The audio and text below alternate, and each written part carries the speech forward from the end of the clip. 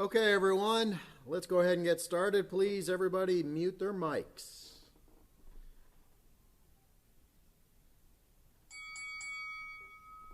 All right, welcome everybody to the May 8th, 2020 Rotary Meeting.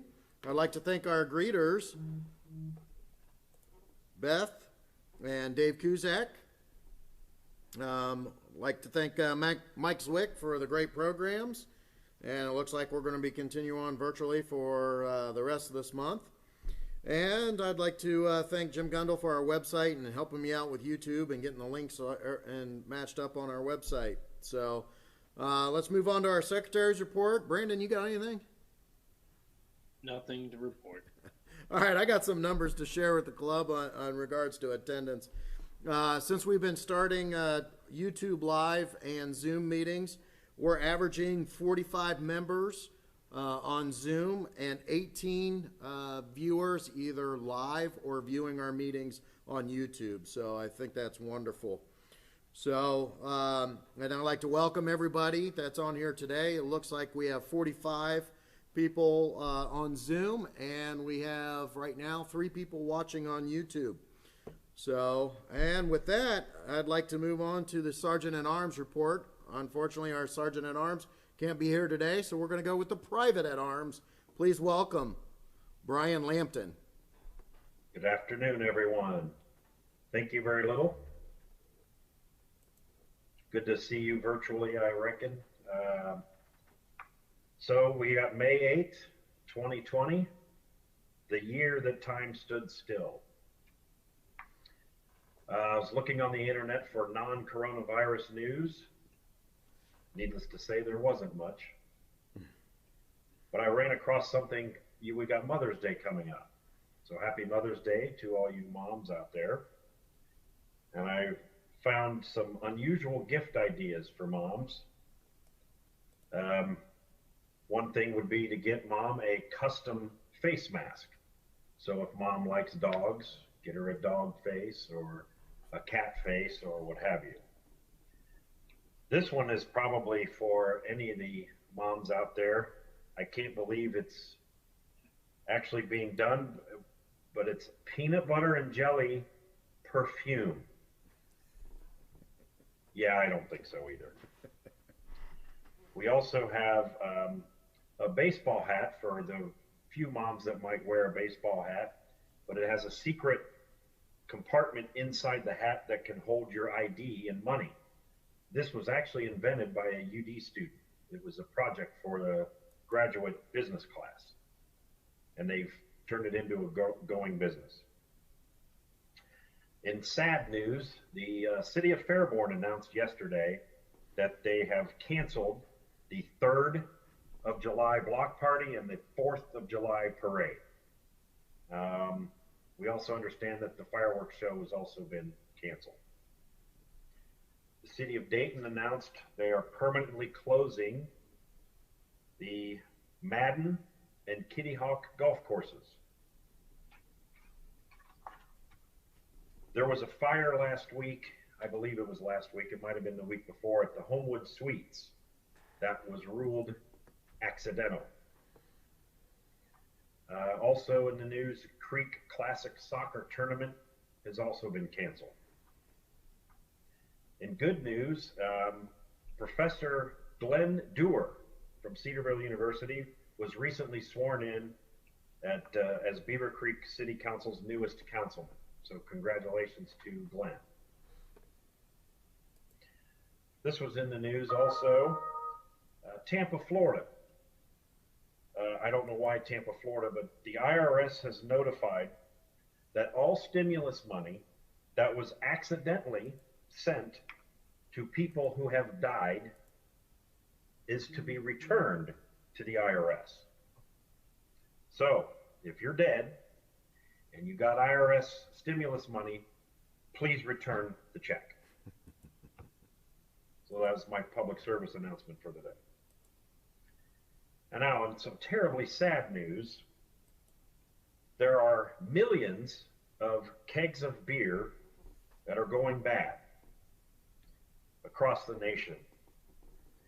It's estimated that nationally $900 million worth of beer could be lost due to the pandemic.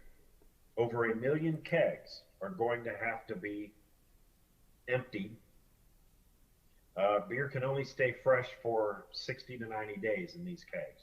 And if it's an IPA, only 30 days. So they can't open the bars soon enough, apparently. On this day in history, this is VE Day, the end of World War II, where the Germans laid down their arms. On this day in 2010, Betty White became the oldest person at 88 years old to host Saturday Night Live. And I found this unusual, but on this day in 1976, the theme song from Welcome Back, Carter hit #1. And in 1963, Sean Connery starred in his first Bond movie, and that was Dr. No. Several birthdays today. TV actor Stephen Amell, I may be pronouncing it wrong, and he's the actor that stars in the show Arrow. Singer Enrique Iglesias, actor Matt Davis are celebrating birthdays today. President Harry Truman, this is his birthday. And one of my favorite comedians of all time, Mr. Warmth, Don Rickles, his birthday's today. Also, if you remember from Little House on the Prairie, Melissa Gilbert has a birthday today. And singer Ricky Nelson's birthday is today.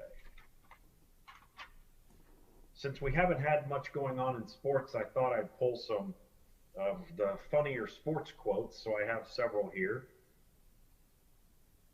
I forget what team he played for, but Joe Jacoby, when interviewed, stated, "I'd run over my own mother to win the Super Bowl." Linebacker Matt Millen replied, "To win, I'd run over Joe's mother too." A college receiver was talking about his coach. He said, "Coach treats us like men. He lets us wear earrings." NFL receiver Chad Johnson said, "I'm traveling to all 51 states to see who can stop me."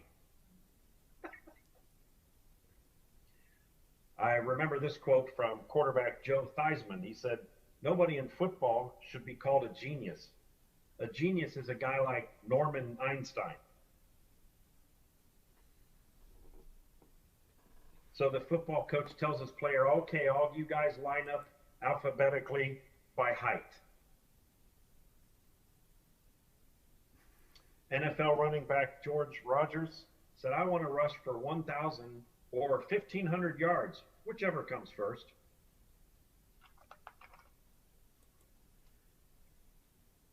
Those of you that remember Muhammad Ali, the famous boxer, he had a lot of quotes. Here were some of his more colorful ones. Of course, we all remember, "Floats like a butterfly, sting like a bee. His hands can't hit what his eyes can't see. Now you see me, now you don't. George thinks he will, but I know he won't." He also said, "It's hard to be humble when you're as great as I am." He said, "If you even dream of beating me up, you better wake up and apologize." And my favorite, it's a long one. I'm going to read this one to you. This is great. "I've wrestled with alligators. I've tussled with a whale. I've done handcuff lightning and throw thunder in jail. Only last week, I murdered a rock, injured a stone, hospitalized a brick. I'm so mean, I make medicine sick." I love Muhammad Ali. I don't have any fines, so I'm going to open it up for everyone for Happy Bucks. Thank you, Brian. Are there any virtual Happy Bucks? And remember, it's an honor system, so when we all get back together, make sure you put the money in the bucket. I have one. As most of you may not know, my granddaughter's pregnant and she's due next week. But she went to the doctor on Wednesday and he thought she had COVID-19 and was tested. We got the results back today. She's negative. Don, thank you. Congratulations and great news. Any other happy bucks? Yeah, I got one. I just want to give Shannon Graham a shout out. One of my friends had some issues, leaks in her basement, and Shannon Graham was nice enough to come over and fix it, and apparently he was a real gentleman, so appreciate it.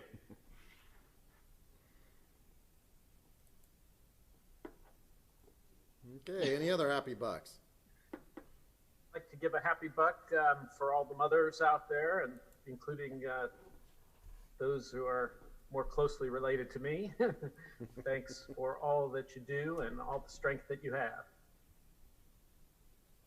I have a happy buck. I had a text this morning from Prao. You all remember Prao from Thailand. And she's been accepted into medical school. So at some point she's going to be Dr. Prao. Awesome. That's awesome. Great news. I've got a couple. So race registrations are like grinding to a halt. No one's registering for races because they're all just getting canceled.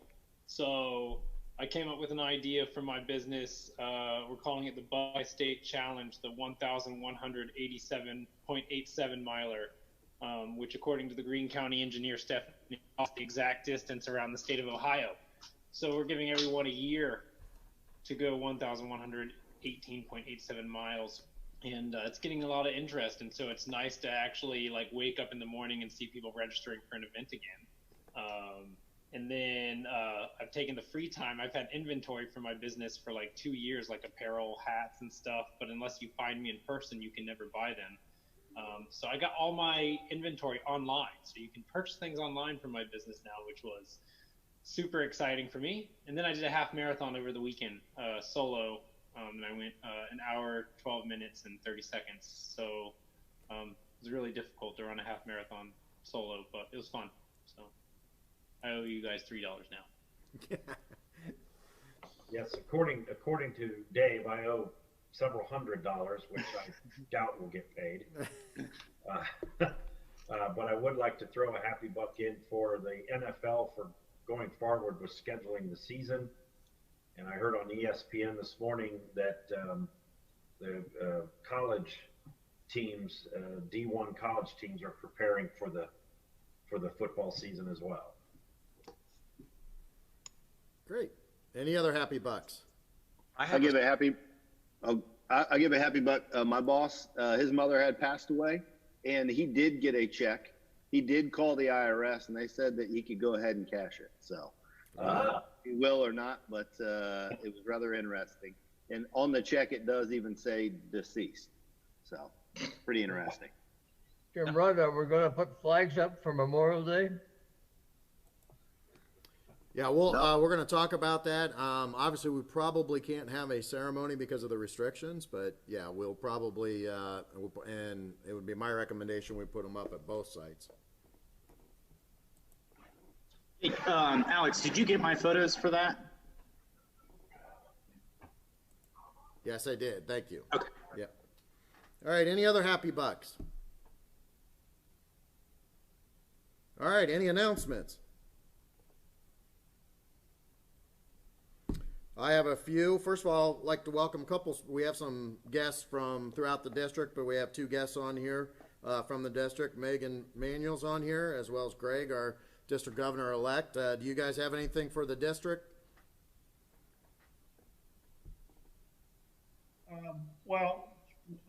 Welcome everybody. Good, thanks for letting me join you again today. Just as an FYI, Rotary International issued some guidance to all Rotarians worldwide, asking us to meet virtually through the end of December. And so as a district, we sent out a message a week or so ago and said, we're asking clubs to do the same. And since then, we've had a lot of discussions inside the district, including meetings with Alex and Mike over the last week. And so we've loosened that up a little bit, but we're asking all clubs to meet virtually at least through July 1. And then we'll take a look at it after that, given, what's going on with the governor's orders and Amy Acton and others. But we're asking all clubs to use their best judgment when they do come together. As Rotarians, I think, one of our areas of service is disease prevention. And I think that, imposes upon us all to help with that process. So we're just asking everybody to use good judgment, and, hopefully we'll all come together here really soon. So thanks, Alex. Thank you, Greg. Megan, do you have anything? Just reiterate what Greg said, and want to thank you all for continuing to meet and pursue Rotary during this time. The numbers that you presented of how many people are attending, I think, are great. So just thanks, and if you guys need anything, I'm here. Just reach out. Thank you. I do have another announcement. The district put out a special grant related to COVID-19, and I'd like to thank Beth. She helped us out as a club to apply for COVID-19 grant for Feed the Creek, and I'm happy to announce that we did receive $2,500 from the district, and we'll match it with $2,500. Mike and I and Beth will be meeting with Sharon from Feed the Creek next week to set up how we're going to get involved with purchasing food, as well as helping Feed the Creek with volunteer hours from the membership. So stay tuned for that. Are there any other announcements? All right, with that, I'd like to introduce our very own Mike Zwick, who's going to introduce our speaker and program for today.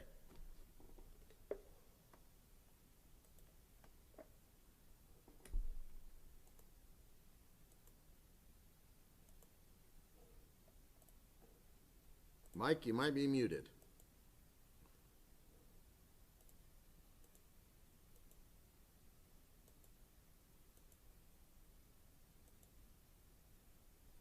Alec, I can go ahead. I think everyone knows me. Yeah. Rick, you want to introduce yourself, and I'll pull up the PowerPoint. Mike's probably napping, right? Yeah, I must have fell asleep.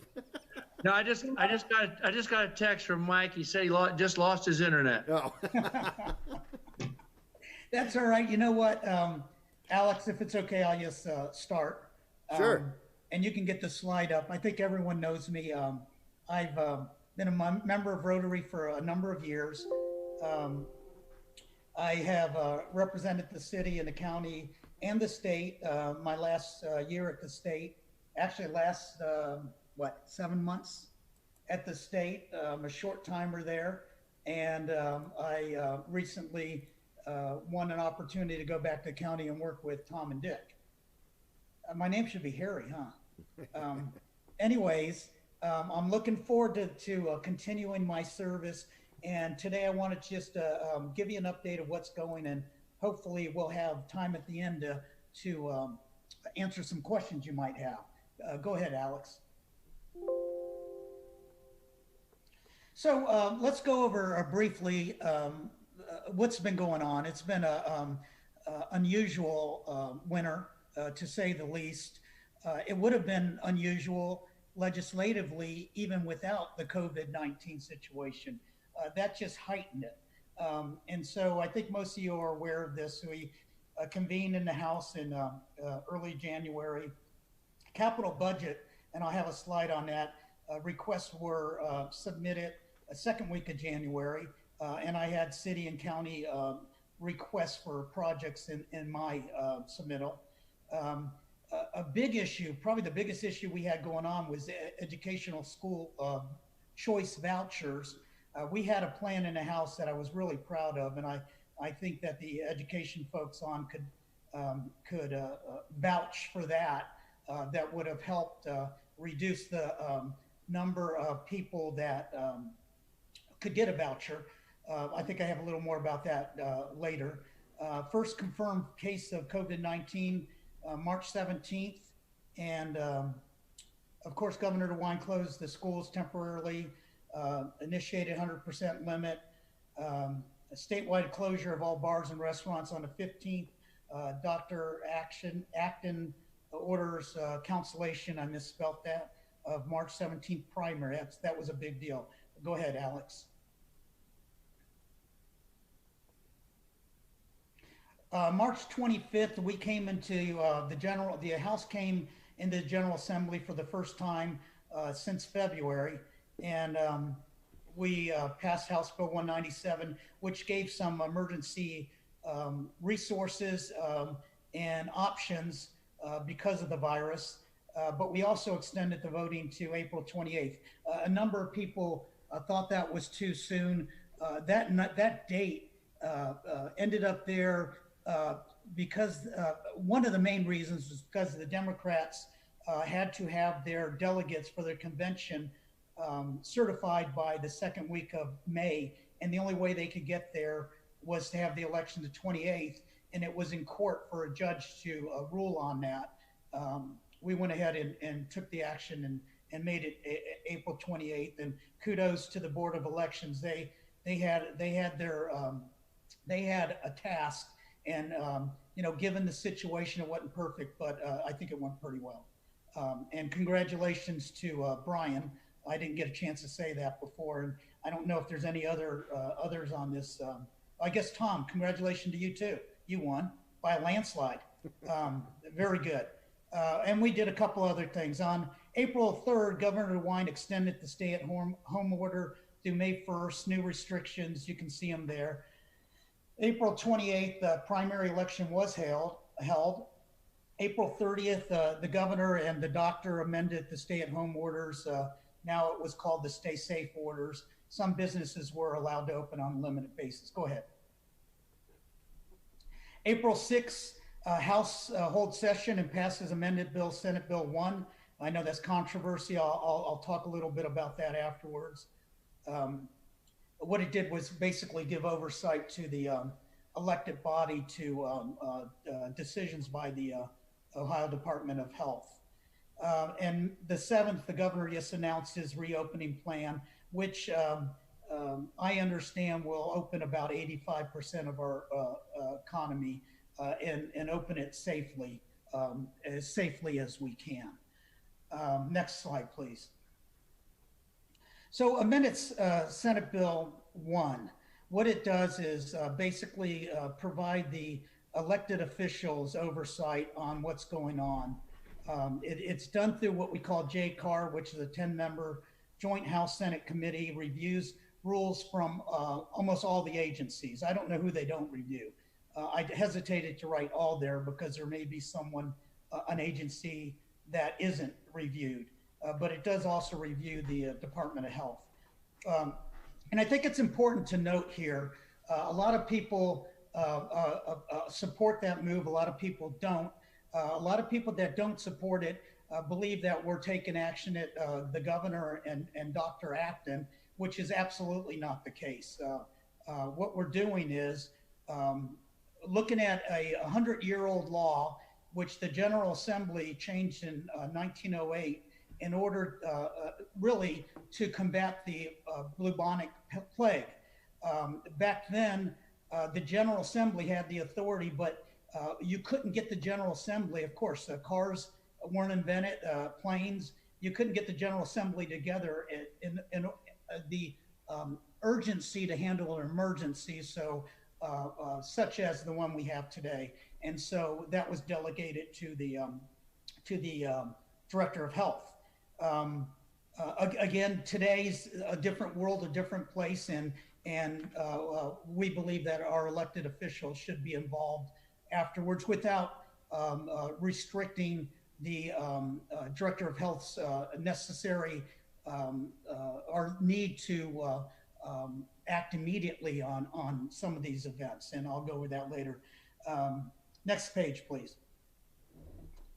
So what it does is it gives the health department director, and again, we're not talking Amy Acton, we're talking about the health director at the time an emergency is happening. 14 days, effective 14 days to make whatever rules or regulations he or she needs to make in order to safeguard the state. JCAR would then meet prior to that and extend or change or do whatever they need to do. 3 of the 5 JCAR members would have to vote in favor of whatever rule they intend to do, and it's important to note that the emergency orders that are given by the governor are not under the authority of this. That's constitutionally, we have no authority over him, and we cannot supersede that. Go ahead. Okay, and again, we can answer questions, talk about this at the end. Let me get through the rest of this. Legislative agenda for the final term. As a short timer, my influence is probably lessened.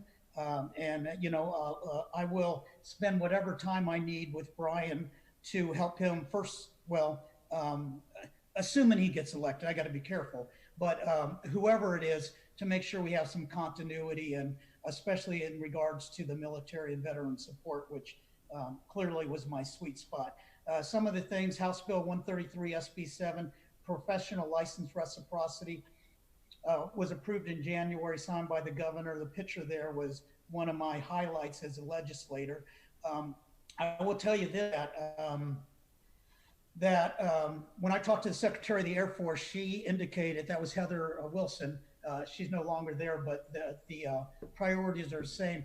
Outside of the pure mission requirements, meaning the resources, the intellectual talent, the personnel necessary to accomplish the mission, the professional reciprocity, and the second one is the third bullet there, K-12 schooling are the two top priorities when they come to looking for new missions. I have a bill that I'm just dropping now that will provide some relief for military members, active duty military members, dependents, to have some choices. Given the current situation, it will cost some money. It's not probably viable this GA, but I think it's important to get that on the books so the DoD sees that we know it's important. We're going to work on it. Clarity for the armed services and a revised code. We have a mismatch of armed forces and armed services. Denny, are you there? Denny's son-in-law works for the public health, and they're part of the armed services. And we're trying to get that consistent and make sure that we give everyone the benefits that we believe they deserve. Higher Ed, House Bill 16, good news on this. While we're going through all this craziness, I was in session, I think Wednesday, and got a call from the Senate. This is a good bill. It allows everyone in active duty in the military, their dependents, to get in-state tuition in Ohio, drawing more people to Ohio, keeping our numbers higher. It went through both houses unanimously. It's a really good bill. I know, would I say my bill is a bad bill? No, but it's a good bill. What happened in the Senate, though, was they attached an amendment on it that just stopped it dead in tracks. And I had, I fought it. I tried to get it going, but it was just a conflict between the House and the Senate. This is good news because the Senate leadership saw fit to drop that amendment, and it passed the Senate Tuesday. So now it goes to the governor's desk for signature. And, in these times when not everyone gets along together, that was a welcome piece of collaboration. And if you see Bob Hackett, you can thank him for helping me get that through. Aerospace aviation, abandoned aircraft, right? The Wright Flyer just didn't get any legs. It's not going anywhere. Someone else will pick that up after I'm gone. Public safety, 86, has to do with corrections officers that when they get contaminated by bodily fluid, blood, spit, and worse, they weren't being funded for getting an evaluation, which was just absolutely wrong. So that is waiting to get, it's gotten all the way through the House. It's gotten through Senate committee, and it's waiting to get on the Senate floor, but I see no reason why that can't get through. 302, Jacob's Law. I think most of you people, that's a big one for me. A kid that was killed by a man left in his care who had a record. He was actually child molester, or anyways, this will identify those people, so families that where someone new comes into the dynamics, if they want to, they can check and see if there's any child abuse, child endangerment records. Next slide, please. Baseball netting, this is pretty straightforward. After all the incidents, a Democrat asked me to come on board to make it law for professional and all professional teams to have safety netting. And we've talked with the Indians and the Reds about it. And of course, it's in their best interest to do it just from an insurance perspective. So this may not have to go through, but it was good to put it up there to make sure that they don't wait. You know, another foul ball or bat that lands in a foul territory that injures someone is too many. Truancy, just helping the kids that have a disability, their parents not to get hammered by the schools as is required now if they have an intervention plan. Auditors emergency assessment allows for emergencies like the tornadoes that the auditor has the authority to go out there and say, hey, this is damage, and automatically change their property valuation so that they're not paying the same taxes that they were when their building was there. Now, I will say that out of these, and this is what I've said many times, go back one page if you would. Alex, thank you. If I go down this, SB 7, professional license reciprocity, Tom Kugler helped me with that one. Armed services definition, an officer in Cincinnati helped me with that one. School choice voucher, that was from the secretary. In-state tuition came from Chris Kirshner, if you know him. He's a director now of the Dayton Chamber. Abandoned aircraft came from Fred Pomeroy. Many of you know him. The corrections officer came from our own Gene Fisher. Jacob's Law came from a local family in Fairborn. Next page, please.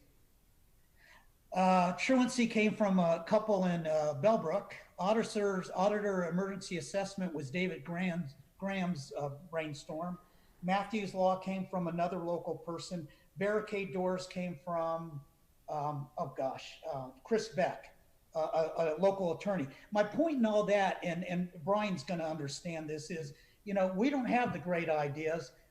You guys come up with it, and then we try to get it through as best we can if they're legitimate ideas. So keep the ideas coming. We appreciate it. And Brian will greatly appreciate, well, whoever takes my seat will appreciate it. Next slide, please. Capital budget, I mentioned that before. It's every 2 years. It's every even year. Last year, Greene County got almost $3 billion, or $18.7 million, I'm sorry. So this year, just putting it out there, because of the virus, that's not going to happen. It's not likely there's going to be any capital budget. They may appropriate some money based on the actual need, but they're not going to take input from us. Now, I will tell you this, there are transportation projects that get funded across the biannual years, taking more than 2 years, and I'm waiting on guidance on how we're going to handle that. We can't just let something that's 3/4 of the way done sit. We've got to find a way to fund that as well. Next slide, please. The session, we started back last week. The schedule you see there, the speaker says we're gonna go through June. I thought we might go July and August to catch up, but there's a lot going on. And you see that picture on the left, I put that in there to show you, this is the finance committee. I took this picture sitting in the audience because you'll see the spacing. We take every other chair out, and then the members sit in the audience 6 feet apart. So we have enacted the social distancing in all of our meetings, both in committee meetings and in the session meetings. Next slide, please. Okay. With that, Alex, help me with the questions, and I'll try to answer whatever I can. Okay, are there any questions for the representative?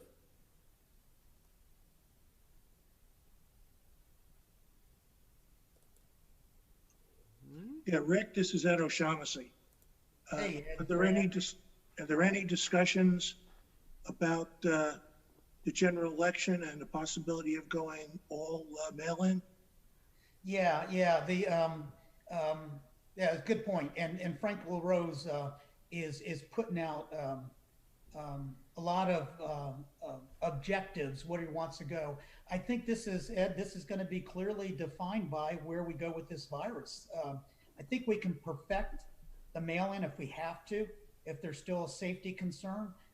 The problem with this election, as many people know, is there just wasn't enough time for the mail to get back and forth.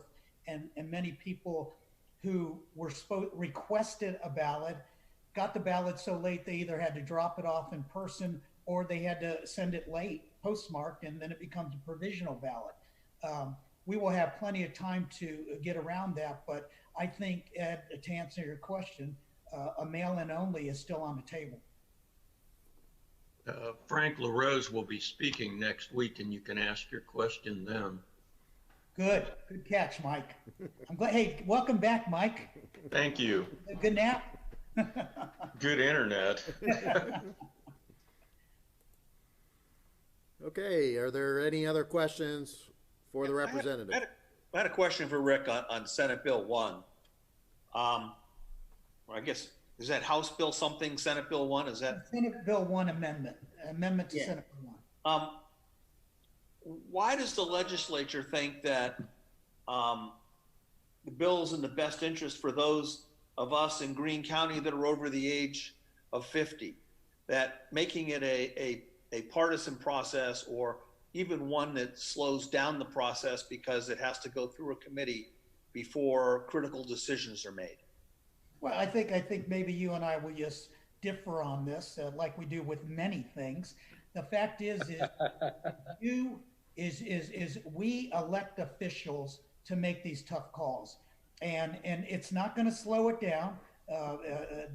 Whoever the director of health is going to have the immediate call as he or she sees fit. Then we'll bring other people in to look at other. There were situations like that just can't be considered by one person, one non-elected person. And I like Amy, and I have nothing disparaging to say that's not what this is about. But our system is about having elected officials. As long as we don't slow it down, and we look at other aspects going on, and we allow our constituents to talk to us. The case of the florists, I think Fran said something. Flowers are being sold. Their competitors are being able to sell flowers, out of the big shops, but our mom and pops were shut down. Now, maybe that was a good call, maybe it wasn't, but certainly some due diligence could have been put into that so that we didn't put some of our locals out of business. We agree with safety being first, but we also agree that the Constitution calls for the elected officers to make the calls, and using the best consultations they can get from the medical community in this case. Rick, I got a call from Bob Hackett this week indicating that the Senate had passed a bill that was going to increase the local government funds by 110% over the previous years as kind of I'll use the word bonus for lack of another word.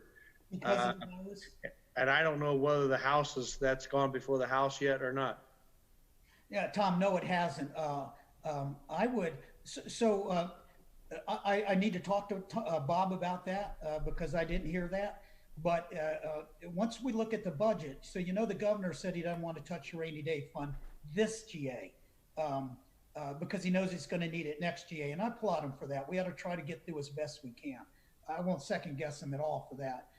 Once we look at the numbers, though, I think that I would be supportive, not because of where I'm going to be per se, but I would be supportive because the local government funds taken it in the shorts, and local communities were hurting and will hurt more because of this. So I'd be very receptive to that bill, and I'll call Bob and find out about it. Good, thanks. Thanks, Tom. I got a question. I try to be extremely neutral, like the ultimate centrist, and so I see both sides of SB1 and the amendment y'all push through. And I had friends on Facebook, on both sides, like who immediately went and said, "Look at these names in green. Remember that come November, they're in danger." I thought too. And then I was like, there's two sides to every story. But I think Eric makes a fair point in the case of timeliness and like another layer of bureaucracy, which bureaucracy isn't necessarily a bad thing. So I want to use the example of when Dr. Acton pushed through that health order the night before the election, which that got super messy, obviously with the legal aspect of things. But she pushed that through super late at night, and she has that ability, and that implemented something like the next day. Where would your committee, this JCAR committee, come in something that she's like issuing a decree for something immediately? What would that process look like, and does the amendment address the timeliness factor? That's a good question. According to the amended Senate Bill 1, the health director would still have the authority to make any order he or she wants on the spot. It would last for 14 days for the JCAR to evaluate it and see if they support it, if they want it extended, or if they want to change it. So it doesn't preclude him or her from making the immediate actions that they need to make to keep us safe. And then, sorry for the double question. Say you guys don't support it, the 14 days expires. Can she reissue the order for another 14? She just has no. The 14 days is what she gets. If it doesn't, and this is a part of the bill I didn't like, but again, this is a process. It goes to the Senate. I was more in tune with 21 days or 30 days for the order, but I didn't have a whole lot of say there. The Senate will look at this and see. I would almost prefer this bill to be, if we don't act on it, it stands. It stays in place unless we say something. Right now, it stays in place and it's done in 14 days unless we extend it. So if the Senate takes it up, then we can talk about that, because I think there are some flaws with this, and we don't want to tie safety's hands behind their backs. Now, I will also tell you that governor's already said he'd veto it if it gets to him. I'm not sure that the Senate will even take it up. But if the Senate took it up and if the governor signed it, it's 90 days before it would be effective. So a lot of people are also thinking that this would hamper something today. It would be well into the fall if everything went perfect before this would take effect. And quite frankly, he's going to veto it, and I don't even know if the Senate's going to take it up.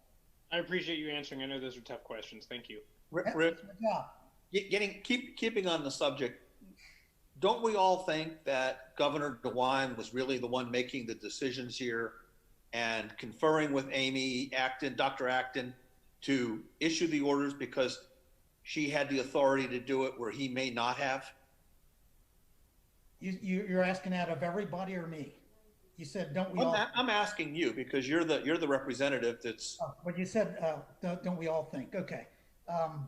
Sure. The governor knows what's going on, but by the books, those were her orders, and she was legitimately authorized to do that per that provision 1307-13 or something like that. She was authorized to do that. Clearly, if really a governor that goes astray with his health director in an emergency like this, and he makes a call like that, really his only recourse is the fire, because that person has the authority to make that call. Now, in this case, clearly they're hand in hand, and they need to be. So I agree with what you're saying. They sat down with the lieutenant governor and talked about it and said, hey, this is the best course of action. Who should execute this? And then they look at law, statute, and see who has the authority and what's more legit. And of course, in the case of contamination or something, it's going to be the health director. So might it be an easier way to do it, to give that authority to the governor, lieutenant governor, to approve the orders or to extend them? Well, perhaps. I think, yeah. I mean, there's a lot of ways to think of this.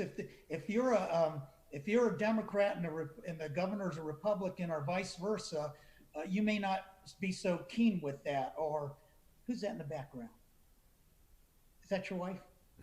Oh, say hi to her. Hey, Eric, there's a lot of ways to look at this. I want to make sure everyone knows this isn't a personal attack, and this isn't limiting. It does limit 14 days. I get that, but it doesn't limit the health director's need to immediately assess something and take action. And I think that's the key thing here. Okay, are there any other questions for the representative? Greg, go ahead. Yeah, Rick. So I'm an insurance broker, and so I have a question. I don't know if you're familiar with House Bill 589, which is a proposition to require insurers to provide business interruption insurance for those who were affected by the pandemic. I was just curious if you were familiar with that and whether you thought 589. 589. It was Representatives Crossman and Rogers, and I just didn't know if you were familiar with that, and if so, whether you thought it might make its way out of the House. Well, I will tell you this: anything that isn't, we're going to be in session again next week. I will take a look at this and I'll talk to Crossman. Is this something you think is smart or not smart? Well, the answer is, I guess so. You know, the insurance companies are largely denying these claims. It's an attempt to help small business, and it does, if I understand the bill correctly, it works by actually putting a tax on insurance policies going forward. So, yeah, I'm pro for companies having business interruption insurance. I guess I'm not a pro for putting insurance companies out of business. So, you know, I have mixed emotions about it. Okay, I'll tell you what, I'll take a look. I'll talk to those folks and see what I think and get a hold of you. Another resource on that might be the Ohio Insurance Association. They looked at that, and they're also looking at it the business interruption coverage on a federal level as well. But the insurance industry itself is probably right now, especially anything retroactive, very much against it, because changing the policy language could completely change their actuarial figures and all that other kind of thing. I'm glad you're up to speed, Brian. Go ahead, Randy. There's another question for you, Representative. Okay. Mr. Perales, I'll change gears here real quick. In regards to the door locking device information that you're bringing up, is that pretty much from the legal side? If someone were to abuse that in the schools, that's you know, repercussions for them abusing that? Is that basically kind of what that bill is looking at? Yeah. Hey, Chief, thanks for that question. Or how do you know Chris Beck, right? Mm-hmm. He's the one that asked me to do that, and it was the police officers that. And we kind of look at that as tampering with a fire alarm kind of thing, life safety. Okay. So we put it in the same section. Now that bill is just dropping, so that's got a long ways to go. But it makes sense if somebody tampers with that, it could frighten people, but even worse, it could lead to death. And so really what it was about was putting the proper penalties if somebody is found doing that, locking someone in, locking someone out. But I would advise you, Chris has done a great job, and I think the Rotary has contributed to them sometime. But get a hold of Chris and talk to him. He's done a nice job, and he's really written this thing for me, and we've gone back and forth. The General Assembly likes to start slow with penalties and increase all our lawyers. Chris wanted to make it a felony one right now. No, I'm just joking. But he wanted to make it more serious. So we're trying to find that balance where we can get it approved. That's great. How we have it drafted, it is an F3. Sorry for interrupting. Hey, there's my aide. Radar. Yes, he's helping me. Say hi, Radar. Hey, Radar, what is it? An F what? We have it drafted as an F3. Okay, great. See? And that's great, because I know when it was introduced, it was always a little bit controversial on the fire department side, as you know, the life safety and what if someone does tamper with it. But it is nice to have maybe something legal backing it up in case someone abuses it. So thank you. Hey, Radar, why don't you get the chief a copy of what we have right now and let him look at it and tell me what he thinks. Yeah, no problem. And Alex, if you show that last slide of the PowerPoint again, my contact info is on there. So for anyone. Yep, I'll share it with Randy when I get back. He's in the other office, and I'm in another one right now. Thank you. Thanks, Randy. All right, are there any other questions? Rick, I want to thank you. Thank you for what you've done for our district, and of course, your continued service and continued service here, starting in 2021 with the county. So I appreciate it. Hey, Alex, let me say one more thing. Absolutely. And I know Brian's going to follow in the footsteps once he gets over the next level like me, or next hurdle. You know, what I stress, and I've always stressed, is we're a tool for you guys to use. And that's why I want to bring out that those ideas came from people that eat with you, work with you, drink coffee with you. Well, maybe not right now, but they're just real people that say something. And I've tried to, and I will continue to be as available to be reached and talked to, and talk about, hey, why don't we think about doing this? And I feel strongly that Brian's got that same personality when and if he takes over for me here in 2021. So you guys have any questions, I'm very easy to reach. Please do so. Either phone numbers on that copy, Alex, and you can make that presentation available for anyone that wants it. Sure. Please feel free to reach out and talk to me. When Tom Kugler shows up to our meetings, we'll send him back to the council chambers to ask you questions for us. Or if you guys don't want to talk to the representative, I'm also available instead. Okay, that's enough, Teddy. All right, thank you, Rick. All right, is there anything else for the good of the club or any announcements? All right, one last announcement. I would like to wish everybody happy Mother's Day. I wish we could have a little better weather. I know my mom's enjoying her weather down in Florida. It's 85 degrees. I wish I could spend it with her, but I'll get to spend it with my wife. So happy Mother's Day to everybody. As Mike Zwick said, next week we'll have the Secretary of State on here, and I will share that with the district as well as the other clubs in Greene County. And I hope everybody has a safe and happy Mother's Day to everyone. Thank you. I'm trying to ring the bell here. There we go. All right, thank you, everyone.